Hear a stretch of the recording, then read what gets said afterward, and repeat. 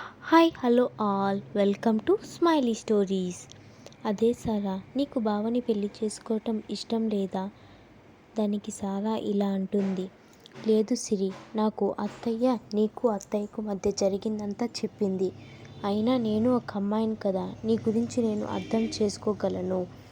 అయినా నాకు బావ అంటే ఇష్టం లేదని కాదు, నేను ఆల్రెడీ ఒకరిని లవ్ చేస్తున్నాను. తననే పెళ్లి చేసుకుందాం అనుకున్నాను. అంతలో అత్తయ్య ఫోన్ చేసి ఇలా చెప్పింది. బావతో మాట్లాడితే ఏదైనా చెప్తాడు కదా అని ఇలా వచ్చాను. సారా అలా చెప్పగానే వైష్ణవ్ సారాతో ఇలా అంటాడు. నువ్వు లవ్ చేస్తున్నావా? మరి ఈ విషయం ముందే చెప్పలేదు. చెప్తే సిచ్యువేషన్ ఇక్కడ దాకా రాలేదు కదా. అందుకే ఇన్ని రోజులు చెప్పలేదు. ఇప్పుడు ఇలాంటి సిచ్యువేషన్లో చెప్పవలసి వస్తుంది. అతను కూడా నా క్లాస్మేట్. మేమిద్దరం 2 ఇయర్స్గా లవ్ చేసుకుంటున్నాం. జాబ్ తెచ్చుకొని సెటిల్ అయ్యాక ఇంట్లో మాట్లాడి పెళ్లి చేసుకుందాం అనుకున్నాము. అంతలో అత్తయ్య ఫోన్ చేసి ఇలా చెప్పింది. ఇక్కడికి వచ్చాక నీ హెల్ప్ తీసుకొని ఏదో విధంగా సర్ది చెప్దాం అనుకున్నాను. అంతలో మామయ్యే నా పాలిట దేవుళ్ళ ఇలా చెప్పాడు. కానీ మా అమ్మ అత్తయ్యే వినేటట్లు లేరు అని చెప్తుంది. అదంతా విన్న వైష్ణవ్, నువ్వు దేని గురించి ఆలోచించొద్దు సారా, అన్నీ నేను చూసుకుంటా. మా అమ్మ గురించి నాకు వదిలే.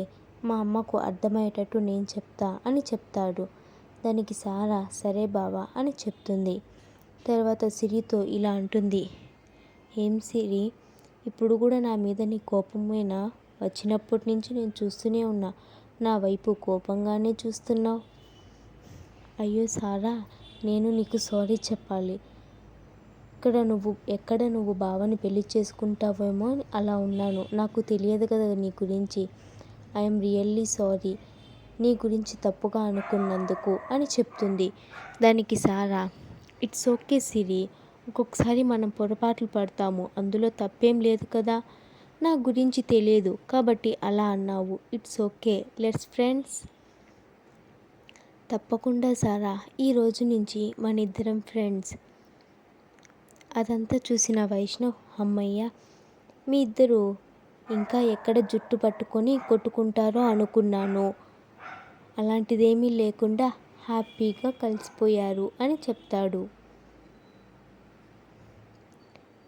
దానికి సిరి సారా ఇద్దరు వైష్ణవ్ని కొట్టేలాగా చూస్తారు. ఏంటి బావా, ఎలా కనిపిస్తున్నాం మేం నీకు? జుట్లు పట్టుకొని కొట్టేటట్ట అని ఇద్దరు కలిసి వైష్ణవ్ని కొడతారు.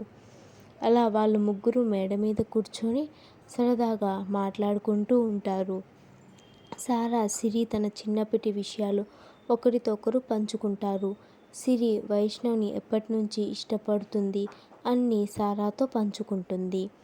అలా వాళ్ళ ముగ్గురు మాట్లాడుకుంటూ ఉండగా సారా సిరితో ఇలా అంటుంది. సిరి, నేను ఇక్కడ ఉన్నన్ని రోజులు అత్తయ్య చెప్పటం వల్ల బావతో కొంచెం చనువుగా ఉంటే నువ్వేమీ ఫీల్ అవ్వద్దు. అత్తయ్య ముందర బావతో క్లోజ్గా ఉన్నట్లు యాక్ట్ చేస్తాను.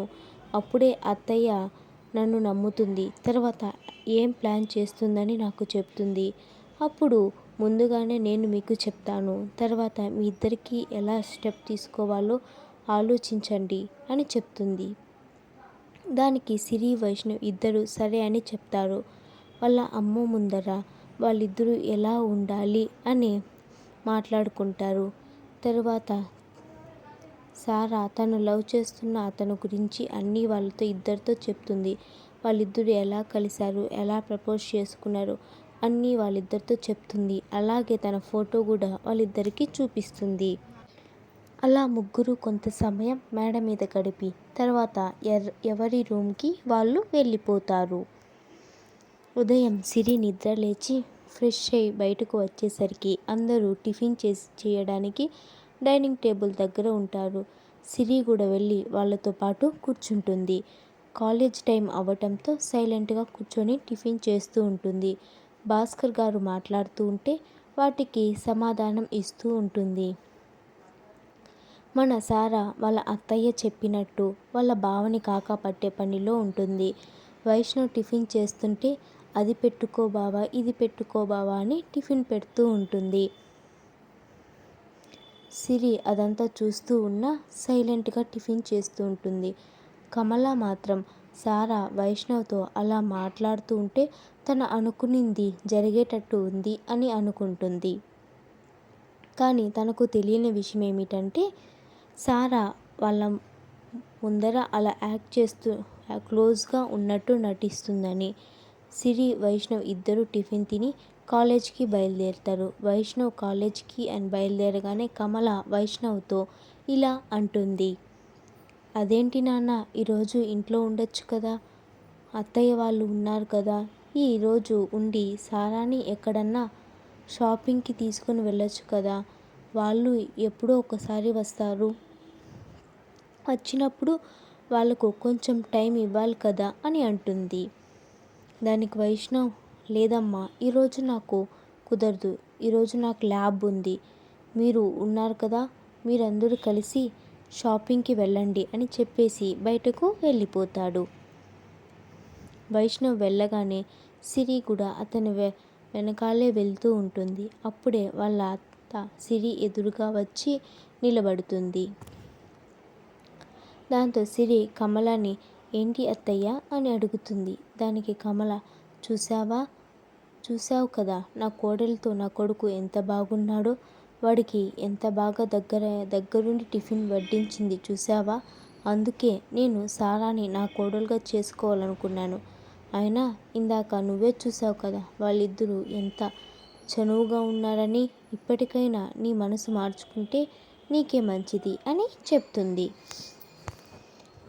దానికి సిరి, నేనేమి బావ నాతోనే ఉండాలని చెప్పలేదు, బావ ఎక్కడున్నా ఎవరితో ఉన్నా సంతోషంగా ఉంటే నాకు అదే చాలు, అయినా వాళ్ళిద్దరూ చనువుగా ఉన్నారని చెప్తున్నారు, తను ఈరోజు వచ్చింది కాబట్టి అలా ఉన్నాడేమో, నాతో కూడా అలానే కదా రోజు ఉండేది, అప్పుడు చూడలేదా మీరు అని అడుగుతుంది. దానికి కమల సిరిని కోపంగా చూస్తూ, ఏంటి నోరు లేస్తుంది, నాకే తిరిగి సమాధానం చెప్తున్నావా, నా గొంతులో ప్రాణం ఉండగా నా కొడుకుని ఎట్టి పరిస్థితిలో నీ దగ్గరగా చెయ్యను అని అక్కడి నుంచి వెళ్ళిపోతుంది. సిరి ఆ మాటలు తలుచుకొని బాధగా బయటకు వస్తుంది. సిరి డల్గా ఉండటం చూసిన వైష్ణవ్, ఏమైంది దీనికి ఇలా ఉంది, మళ్ళీ అమ్మతో ఏమన్నా గొడవ అయ్యిందా అని ఆలోచిస్తూ ఉంటాడు. అప్పుడే సిరి అక్కడికి వచ్చి, బయలుదేరదామా బావా అని అడుగుతుంది. అలా ఇద్దరు కాలేజ్కి బయలుదేరుతారు. మీకు స్టోరీ ఎలా అనిపించిందో కామెంట్ చేయండి. అలానే లైక్ చేయండి, షేర్ చేయండి, సబ్స్క్రైబ్ చేయడం అస్సలు మర్చిపోకండి. Thank you for watching. Like చేయండి ప్లీజ్, కొంచెం కామెంట్స్ కూడా ఇవ్వండి. కామెంట్స్ మీకు స్టోరీ ఎలా అనిపించిందో ఖచ్చితంగా చెప్పండి.